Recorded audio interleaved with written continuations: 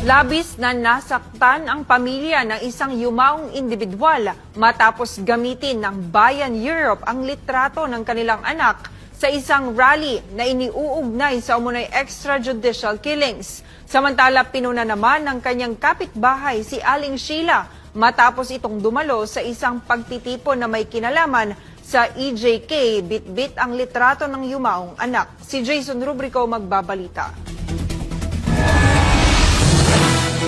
Hindi napigilan ng netizen na si Victoria Banal na punahin ang kanyang kapitbahay na si Aling Sheila matapos makita ang larawan nito sa isang event na may kaugnayan sa umano'y extrajudicial killings. Sa naturang pagtitipon, bit-bit ni Aling Sheila ang litrato ng kanyang anak na iniuugnay ang pagkamatay sa war on drugs, bagay na pinalagan ni Banal.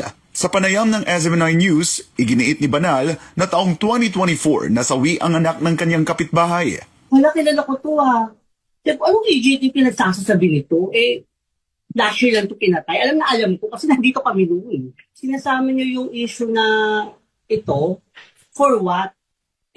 Unang-una, ikaw, si Alice, alam mo naman na hindi yan, part ng EJK. Dahil last year, again, inuulit ko last year, June yan pinatay. Kinumpirma rin ng Jara Funeral Services sa isang Facebook post na pumanaw ang individual na nasa litrato noong June 2024 sa isang ospital at naiulat ito sa Caloocan City Police. Binigyang diin ni Banal na wala siyang masamang intensyon sa kanyang pagsasalita laban kay Aling Sheila, ngunit aniya, hindi rin tama na magpakalat ng fake news. Gusto ko lang ipaalam sa tao na we know the truth.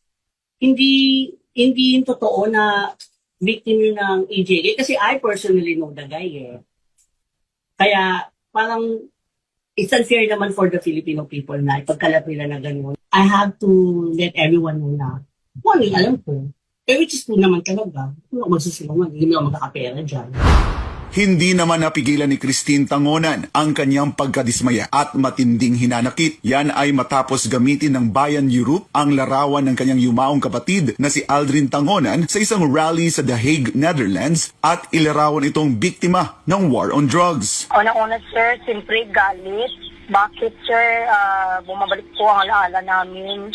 Siyang gabing pinatay po si Aldrin, pinaslang na dahil lang po sa selos. Nang makita namin ito sa TV, parang napakawalang hiya nang gumamit ng gano'n na bakit nila ginamit si Aldrin na ganyan na hindi naman po totoo. Binigyang diin ni Christine ang katotohanan sa likod ng pagkamatay ng kanyang kapatid. Isang krimeng bunsod ng selos at hindi ng anumang operasyong may kinalaman sa iligal na droga. Dagdag pa niya, sa halip na babawasan ang sakit na kanilang dinadala, lalo lamang umanong nagpapabigat sa kanilang pagdadalamhati ang pagbaluktot sa katotohanan. Nasaktan po talaga kami sir kasi nung parang na-recall namin sir yung mga pangyayaring ng araw na pinatay si Aldrin po. Bakit nagawa nila yon? Dapat papanagutan ko sana nila sir. Maawa naman po sila. Kung may mga konsensya pa sila, wag na po sana nilang ulitin ang mga ganyang pangyayari dahil masakit po sa part ng mga biktima po.